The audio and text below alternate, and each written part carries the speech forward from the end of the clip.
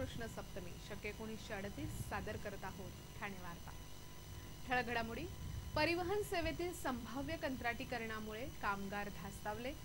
छानछोकीचं जीवन जगण्यासाठी दुचाकी चोरणाऱ्या शाळकरी मुलांच्या टोळीचा पर्दाफाश आणि रस्ता रुंदीकरणातील प्रत्येक विस्थापिताला न्याय देण्याची आयुक्तांची ग्वाही। या आणि इतर घडामोडी विस्तृतपणे पण काही क्षणातच। ठाणे वार्ता पहा श्रीस्थानक वाहिनीवर।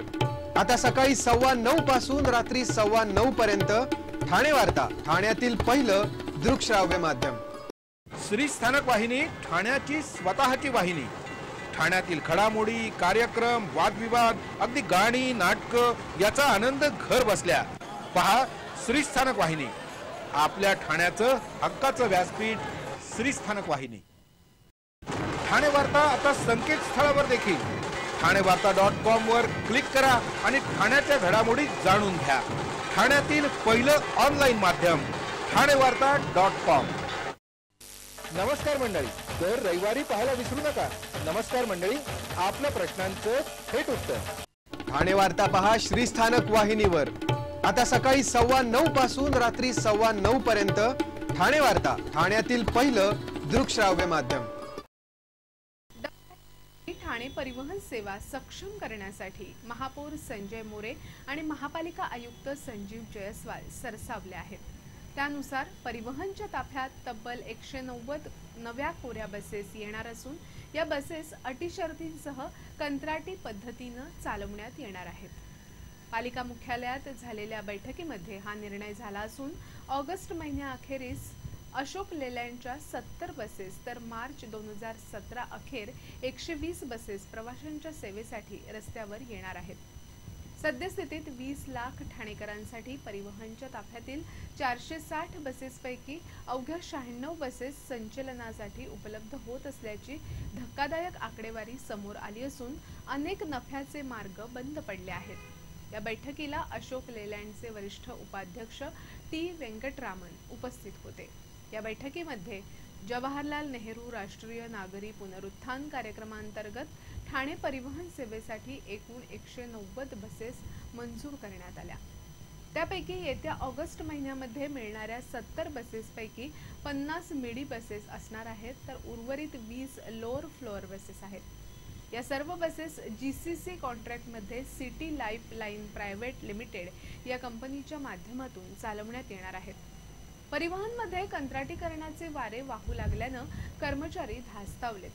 आधीच बसेसची संख्या रोडावल्यानं अनेक वाहक चालक रिकामे बसले आहेत। गरजेपेक्षा जास्त वाहकांना बस स्थानकांवर प्रवासी बुकिंग करण्याची जबाबदारी सोपवण्यात आली आहे, तर चालक बसची वाट पाहत बसून असून पुरेशा बसेस नसल्यानं मीरा रोड, रामनगर यासारखे मार्ग बंद पडत चालले असून खासगी गाड्या परिवहनचे प्रवासी पळवत आहेत।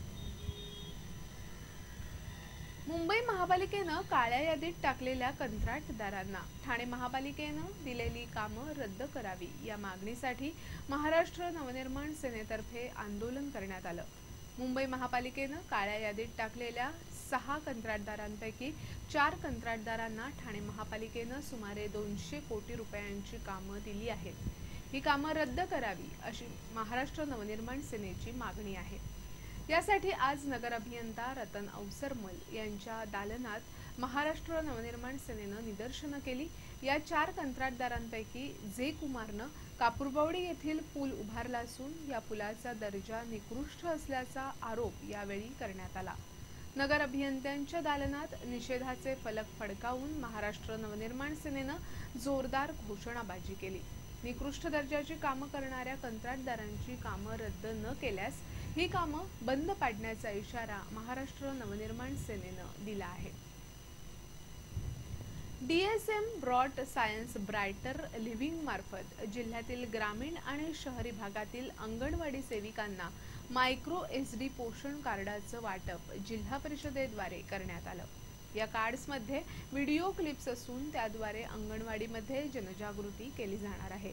कुपोषण निर्मूलन करण्यासाठी CSR अंतर्गत 9 ग्रामीण प्रकल्पातील बालविकास प्रकल्प अधिकारी आणि शहरी प्रकल्पातील 11 बालविकास प्रकल्प अधिकाऱ्यांना देखील टॅबचं वाटप करण्यात आलं। तसंच ग्रामीण प्रकल्पातील 1596 अंगणवाडी केंद्र आणि शहरी प्रकल्पातील 1304 अशा एकूण 2900 अंगणवाडी केंद्रांना 4 जीबीचं पोषण कार्ड देण्यात आलं। या मोहिमेअंतर्गत मार्च 2017 पर्यंत सर्व अंगणवाड्या स्मार्ट आणि कुपोषण मुक्त करण्याचं उद्दिष्ट ठेवल्याची माहिती मुख्य कार्यकारी अधिकारी किशोरराजे निंबाळकर यांनी दिली। छान चौकीचं जीवन जगण्यासाठी दुचाकी चोरणाऱ्या शाळकरी मुलांच्या टोळीचा पर्दाफाश ठाणे पोलिसांनी केलाय। वर्तकनगर पोलिसांनी 5 शाळकरी मुलांसह 7 जणांना अटक केली असून त्यांच्याकडून तब्बल 9 मोटरसायकल तसंच स्कूटी आणि 6 मोबाईल हस्तगत केले आहेत।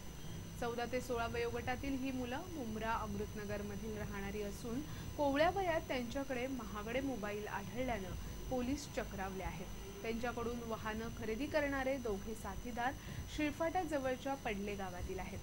सद्दाम चौधरी या आरोपीचं गॅरेज असून त्याचा साथीदार करण पाटील हा शिक्षण घेतोय। मुंब्रा अमृतनगर येथील 5 शाळकरी मित्र ठाणे शहरातील विविध पोलीस ठाण्याच्या क्षेत्रात दुचाकी लंपास करायचे, तर साथीदार पाटील आणि चौधरी चोरलेल्या दुचाकींच्या नंबर प्लेट बदलून विक्री करत असत। गेल्या काही महिन्यात या टोळीनं अनेक दुचाकी लांबवल्या आहेत। कर्ज फेडण्याचा बहाणा करत चोरलेली दुचाकी एका पोलिसाला विकताना या टोळीचा छडा लागला अशी माहिती पोलिसांनी दिली। या प्रकरणी पोलीस अधिक तपास करत असून या टोळीकडून आणखीही दुचाकी हस्तगत होण्याची शक्यता पोलीस सूत्रांनी वर्तवली आहे। ठाणे वार्ता पहा श्रीस्थानक वाहिनीवर आता सकाळी 9:15 पासून रात्री 9:15 पर्यंत ठाणे वार्ता, ठाण्यातील पहिलं दृकश्राव्य माध्यम। आपला परिसर स्वच्छ आणि सुंदर ठेवण्यासाठी ठाणे महापालिकेत सहकार्य करा। ओला सुका कचरा वेगवेगळा जमा करा आणि रोगराईपासून मुक्तता मिळवा। ठाणे वार्ता आता संकेतस्थळावर देखील ठाणेवार्ता.com वर क्लिक करा आणि ठाण्याच्या घडामोडी जाणून घ्या। ठाण्यातील पहिलं ऑनलाईन माध्यम ठाणेवार्ता.com। डॉक्टर आणि रुग्णांचं पिढ्यानपिढ्यांचं जिव्हाळ्याचं नातं म्हणजेच डॉक्टर बेडेकर हॉस्पिटल आता अत्याधुनिक सोयी सुविधा आणि तंत्रज्ञान युक्त वंध्यत्व निवारण केंद्रात IVF आणि टेस्ट ट्यूब बेबीची ही सुविधा। डॉक्टर बेडेकर हॉस्पिटल, महर्षी कर्वेपथ, ठाणे। 65 वर्षांची निरंतर सेवा। ठाणे वार्ता पहा श्रीस्थानक वाहिनीवर आता सकाळी 9:15 पासून रात्री 9:15 पर्यंत ठाणे वार्ता, ठाण्यातील पहिलं दृकश्राव्य माध्यम। यंत्रमाग धारकांबाबत केंद्र शासनाचं चुकीचं धोरण, cotton yarn, polyester, fibre Sutawar व्यापाऱ्यांची सट्टा बाजारामार्फत होणारी नफेखोरी, तसंच सुताच्या दरातील मोठ्या वाढीनं आणि टोरेंट कंपनीच्या जाचाला भिवंडीतील यंत्रमाग मालक हैराण झाले आहेत। त्यामुळे शहरातील सुमारे 3 लाख यंत्रमाग कारखाने बंद पडल्यानं त्यावर काम करणाऱ्या 2 लाख कामगारांना रोजीरोटीपासून मुकावं लागलं असून अनेक कामगार हे भिवंडी सोडून आपल्या गावी गेलेत। देशात कापड उद्योगाची नगरी अशी भिवंडीची ओळख आहे। भिवंडीत 5 लाखांहून अधिक यंत्रमाग कारखाने आहेत। या व्यवसायावर सुमारे 4 लाख कामगार काम करतात। यंत्रमागावरील तयार कापड मुंबई, गुजरात, राजस्थान, सुरत, मद्रास या शहरात जातं, तसंच दुबईतही निर्यात होतं। रोज करोडो मीटर कापड उत्पादित होतं, त्यामुळे या व्यवसायात तेजी आहे। यामुळे मुंबईतील काही सट्टेबाज व्यापाऱ्यांनी सुताच्या दरात वाढ करण्यास सुरुवात केली आहे। त्याचा भिवंडीतील व्यापाऱ्यांना फटका बसू लागलाय। सूत दरात सट्टेबाजार घुसल्याची तक्रार व्यापाऱ्यांनी केंद्र आणि राज्य सरकारकडे केली होती, मात्र दोन्ही सरकारांनी याकडे दुर्लक्ष केलं। सूत बाजारातील सट्टेबाजार बंद करा, सुताची दरवाढ रद्द करा, तर टोरेंट कंपनीच्या अधिकाऱ्यांमार्फत यंत्रमाग कारखान्यांवर खोटे गुन्हे दाखल करून वारेमाप दंड वसूल केले जात असल्याच्या अनेक तक्रारी शासन दरबारी देण्यात आल्या होत्या। सद्यस्थितीत येथील 3 लाख यंत्रमाग उद्योग बंद असून त्यावर काम करणारे 2 लाख कामगारांच्या रोजीरोटीचा प्रश्न उभा राहिल्यानं हा उद्योग वाचवण्यासाठी केंद्र सरकारनं आणि राज्य शासनानं त्वरित तोडगा काढावा अशी मागणी भिवंडीकरांनी केली आहे। दुसऱ्या महायुद्धादरम्यान केवळ युद्धकालीन उपयोगासाठी तत्कालीन ब्रिटिश सरकारनं ताब्यात घेतलेल्या नेवाळी येथील शेतकऱ्यांच्या जमिनी अद्यापही सरकारनं परत न केल्यामुळे शेतकऱ्यांमध्ये मोठ्या प्रमाणावर असंतोष असून नौदल आणि जमिनींवर काही कामं सुरू करत असल्यानं ग्रामस्थ आणि नौदलाच्या अधिकाऱ्यांमध्ये सातत्यानं संघर्ष होत असल्याकडे लोकसभेचे लक्ष वेधत कल्याणचे खासदार श्रीकांत शिंदे यांनी या प्रकरणी तातडीनं शेतकऱ्यांना दिलासा देण्याची आग्रही मागणी केली आहे। नेवाळी आणि परिसरातील विविध गावांमधील तब्बल 1670 एकर जमीन दुसऱ्या महायुद्धादरम्यान तत्कालीन ब्रिटिश सरकारनं तात्पुरत्या स्वरूपात अधिग्रहित केली होती। युद्ध समाप्तीनंतर 6 महिन्यांच्या कालावधीत ही जमीन मूळ मालकाला परत केली जाईल असं तत्कालीन अधिसूचनांमध्ये स्पष्टपणे नमूद आहे। असं असताना आज 7 दशकांनंतरही ही जमीन शेतकऱ्यांना परत करण्यात आलेली नाही। एकीकडे केंद्र सरकार शेतकऱ्यांची परिस्थिती सुधारण्यासाठी अनेक घोषणा करतं, अर्थसंकल्पात विविध योजना आखल्या जातात, मात्र प्रत्यक्षात शेतकऱ्यांना आपल्या जमिनी वाचवण्यासाठी सरकारशी संघर्ष करावा लागत असल्याबद्दल शिंदे यांनी तीव्र नाराजी व्यक्त केली आहे। लोकसभेत काल शून्य प्रहरात शिंदे यांनी हा मुद्दा उपस्थित करताना शेतकऱ्यांना कल्पना न देता जमिनीच्या कागदपत्रांमध्ये परस्पर फेरफार करण्यात आल्याबद्दलही नाराजी व्यक्त केली। गावकऱ्यांमध्ये मोठ्या प्रमाणावर असंतोष असून कायदा आणि सुव्यवस्थेची परिस्थिती निर्माण होऊ शकते असा इशारा यावेळी खासदारांनी दिला। ठाणे महापालिकेच्या महत्वाकांक्षी रस्ता रुंदीकरण कार्यक्रमांतर्गत अधिकृत असो अथवा अनधिकृत अशा प्रत्येक विस्थापिताचं योग्य पुनर्वसन करून प्रत्येकाला न्याय दिला जाईल अशी ग्वाही महापालिका आयुक्त संजीव जयस्वाल यांनी दिली आहे। महापालिकेच्या रस्ता रुंदीकरण कार्यक्रमांतर्गत अनेक जण विस्थापित झाले। या विस्थापितांच्या समस्या सोडवण्याकडे पालिका प्रशासन दुर्लक्ष करत असल्याची भावना वाढीस लागली होती। अशा प्रकारचे सर्व विस्थापित आणि बाधित नागरिक ठाणे नागरिक मंचाच्या नेतृत्वाखाली एकत्र आले आणि त्यांनी पालिका आयुक्तांच्या भेटीचा आग्रह धरला होता। सुरुवातीला पालिका आयुक्तांनी त्यांना वेळ दिली नाही, मात्र महापालिकेसमोर दर शुक्रवारी सभा घेण्याचा इशारा दिल्यानंतर पालिका आयुक्तांनी मनसाच्या शिष्टमंडळाबरोबर चर्चा केली।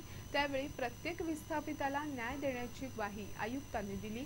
दर 2 महिन्यांनी मनसाच्या प्रतिनिधींना भेटून याचा आढावा घेतला जाईल असं त्यांनी स्पष्ट केलं। नागरिक मंच शहरामध्ये 10 संपर्क केंद्र तयार करणार असून विस्थापितांच्या समस्या या केंद्राच्या माध्यमातून सोडवल्या जाणार आहेत।